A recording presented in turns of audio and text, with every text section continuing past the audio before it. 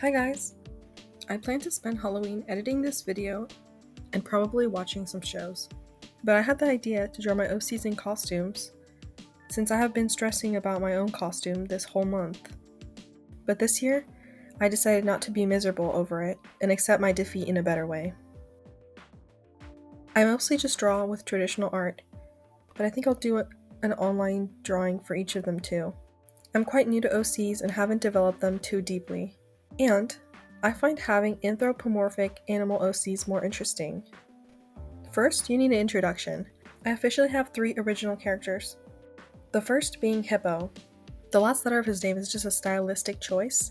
Who doesn't like a bunny character?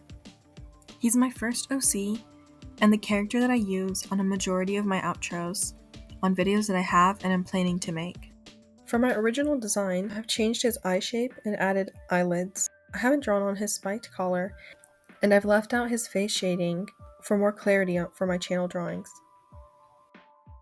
And for his costume design, I had to leave out his whiskers. Looking back now, I think Hippo's original inspiration was a mix of the things that were popular during the time that I was in middle school when I created him. I revised his eye design from X's to what they are now, while thinking over my OCs this past summer. Next up is HEIS. HEIS. Either one of those. I haven't really ever said his name out loud. The Yeti with the skull face. He's my second OC, and his name sounds like ice. He doesn't exactly fit in the world with my other 2 characters. I originally drew him on my high school science homework, and I believe no depiction of mine has ever beat that sketch, but that was until I drew the cute GIF trio of him progressively blushing for this video. He always wears the cartoon flower party hat because it's his birthday every day. Sometimes I draw him with ears because I forget that I decided not to give him any for simplicity, but sometimes they just fit the drawing. This time I wanted to try to make him fit into their world, but the other 2 just have such similar proportions that I'll have to try that another time.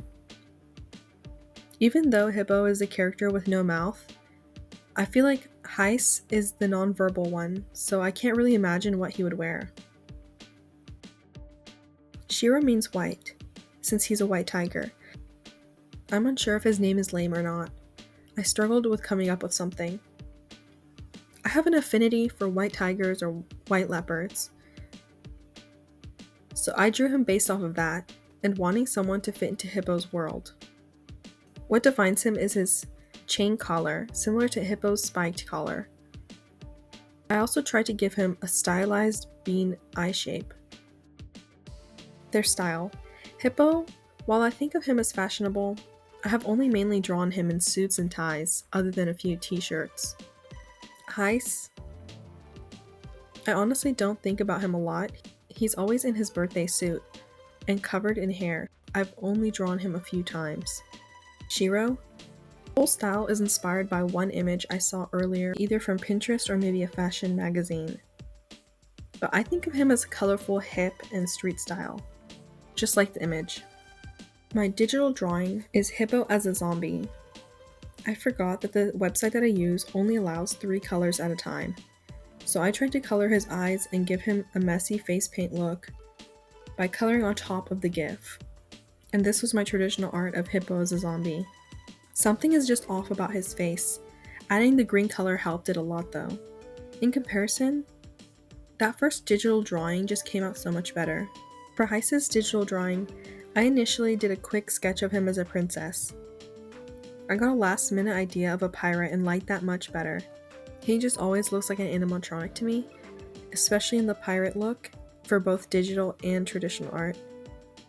I messed up in coloring his hand bright blue, but the light blue watercolor wash over his fur helped make the drawing look not so unfinished. I must have kept adding his ears, feeling that there was something missing with how I kept making his face shape wrong. I drew SHIRO as a mad scientist. This idea was actually perfect because he's already black and white.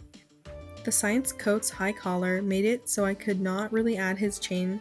The final result isn't exactly as good as I thought it would turn out. I tried to redo it a few times, and the hair just never looked right. At least I figured out his ears in the end. SHIRO's traditional art is the only one where I think it won over the digital drawing. The hair went better, and his forehead stripes even looked like his bangs, but you could still tell that they are stripes. And my sister gave me the great idea to add goggles. This is the only one where I didn't add watercolor, but I should have added gray shadows to his coat to make it look less flat. I have been thinking for a while, if I were to make a next OC, it would probably be a nerdy Doberman. But those three are all I have for now.